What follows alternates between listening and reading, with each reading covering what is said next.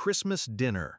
The table was crowded with noise, clinking silverware, forced laughter, the stale smell of turkey reheated one too many times.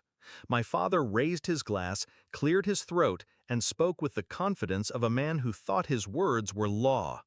"You're not getting any inheritance, Sarah," he said, his eyes boring into mine. "Your brothers deserve it. They stayed. They built families. You chose your own path." I felt every eye turn.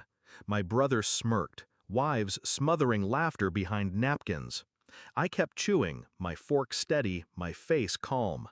I had prepared for this moment for years. I didn't flinch. I didn't argue.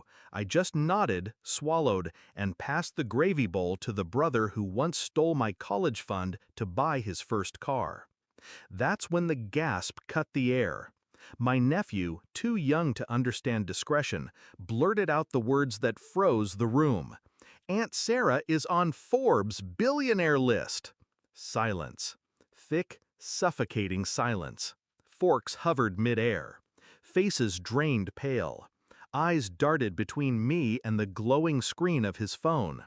I didn't say a word.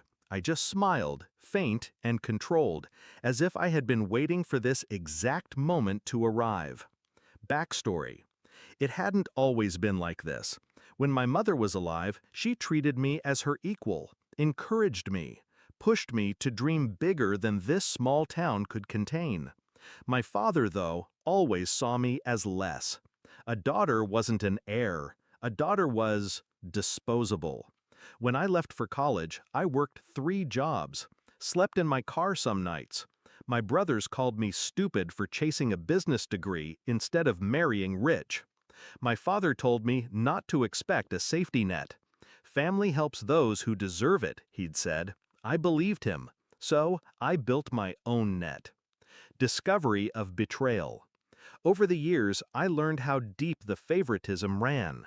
My brothers' failed ventures were secretly financed with my father's money, their debts forgiven, their homes' down payments disguised as loans. Meanwhile, when I asked for help starting my first company, my father laughed. "Stick to something safe, Sarah. You're not cut out for risk." That laugh branded me. It burned hot in my chest every time I stayed up coding, every time I pitched to investors who slammed doors in my face. Every time I ate ramen while my brothers flaunted vacations my father paid for. He didn't just doubt me, he erased me. The shift. I stopped seeking approval. I stopped coming home for holidays. I poured everything into my companies, into ideas no one believed in, until they worked. One by one, the ventures grew, partnerships inked, assets multiplied. And slowly, very quietly, I learned to weaponize invisibility. The less they expected from me, the more dangerous I became. The execution. I built a network they could never comprehend.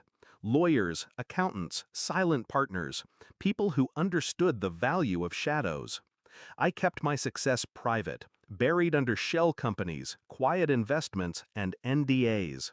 I let the world underestimate me, until Forbes made the mistake of pulling back the curtain. And suddenly, the secret was out. The climax. Back to Christmas dinner. My nephew's voice still echoed, "Billionaire list." My father blinked hard, confusion twisting into disbelief. That can't be right.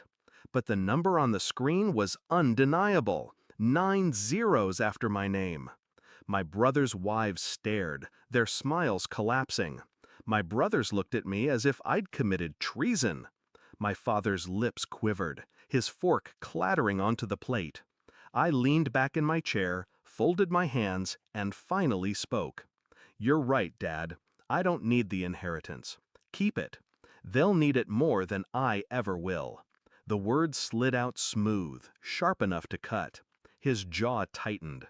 Rage, pride, regret, an ugly cocktail he couldn't swallow. For decades, he'd held power by dangling his approval, his money, like crumbs. And in one sentence, I'd burned his leash to ash. He opened his mouth to retort, but no sound came. He looked small, shrinking before the very daughter he dismissed. Resolution.